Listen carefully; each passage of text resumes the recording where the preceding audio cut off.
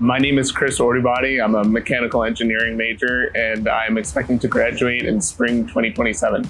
So I transferred from Newman University. I chose Kettering because I always wanted to study mechanical engineering. The biggest challenges for me as a transfer student and being a non-traditional student is just adjusting to the life of being a student again. I think that the school does a lot of things that makes this transition as easy as it can be. As soon as I was admitted to Kettering, I was in touch with John Waldo. I wanted to really make sure that I had a co-op that was a good fit for me. And he was super helpful, directing me to the co-op advisor who I was able to work with right away.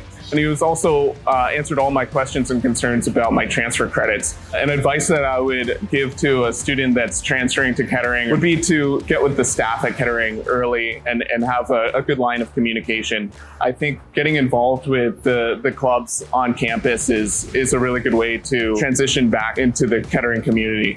For me, being part of the Formula team has been a way where I've been able to make connections with students in class and really feel like I'm part of the community.